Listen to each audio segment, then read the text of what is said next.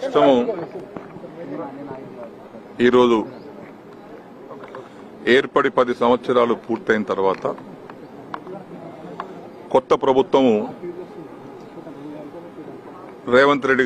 గౌరవనీయులు రేవంత్ రెడ్డి గారి యొక్క నాయకత్వంలో కొత్త ప్రభుత్వం కాంగ్రెస్ ప్రభుత్వం ఏర్పడిన తర్వాత జరుగుతున్నటువంటి పరిణామాలను కూడా వారందరికీ ఈరోజు నేను స్వాగతించాను. మా ఇంటికి వారు చేస్తున్నటువంటి కార్యక్రమాలు రైతు పక్షపాతిగా రైతు సంక్షేమం కోసం, రాష్ట్రంలో ఉన్నటువంటి సాగునీటి ప్రాజెక్టుల ప్రగతి కోసం వారు తీసుకున్న నిర్ణయాలన్నీ కూడా ఆమోదయోగ్యమైనటువంటి నిర్ణయాలు ఉన్నాయి. కాబట్టి నేను కూడా ఇప్పుడు అగ్రికల్చర్గా నేను రైతు బిడ్డను కాబట్టి, పుట్టుకతో రైతు కాబట్టి, వ్యవసాయంతో ఉన్నటువంటి కష్టసుఖాలు నేను తెలుసు కాబట్టి వారు చేసేటువంటి ప్రతి మంచి పనికి రైతాంగానికి వారు చేస్తున్నటువంటి కార్యక్రమాలకు అండగా ఉండాలని, అండగా ఉండి రైతు సంక్షేమాన్ని కోరుకోవాలని, రైతులు బాగుపడాలని, రైతుల కష్టాలు తీరాలనే ఒక ఆకాంక్షతో నేను ఈరోజు వారి నాయకత్వంలో, రేవంత్ రెడ్డి గారి నాయకత్వంలో కాంగ్రెస్ పార్టీలో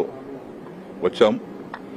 తప్పనిసరిగా ఈ ప్రభుత్వం గత 6 మాసాలుగా చూస్తా ఉన్నాం, అబ్జర్వ్ చేస్తా ఉన్నాం. చిత్తశుద్ధితో పనిచేస్తా ఉన్నారు. కొత్త ప్రభుత్వం, కొత్త సమస్యలు వస్తాయి. వాటిని అధిగమించి చిన్న వయసులోనే ధైర్యంతో ముందుకెళ్తూ రాష్ట్రాన్ని ముందుకు తీసుకెళ్తా ఉన్నారు. వారిని నేను మెచ్చుకుంటా ఉన్నాను, అభినందిస్తా ఉన్నాను. వాళ్ళ కేబినెట్ కూడా అభినందిస్తా ఉన్నాను. కాబట్టి మంచి ఆలోచనతో వారు వచ్చారు. నేను కూడా మంచి ఆలోచనతోటే నా జీవితంలో రాజకీయంగా నేను ఆశించేది ఏం లేదు. నేను ఆశించేది రైతు సంక్షేమం. నేను వ్యవసాయ శాఖ మంత్రిగా చేశాను, బ్యాంక్ చైర్మన్ గా చేశాను. ఇవన్నీ రైతుతో ముడిపడ్డటువంటి సంస్థలు ఇవన్నీ.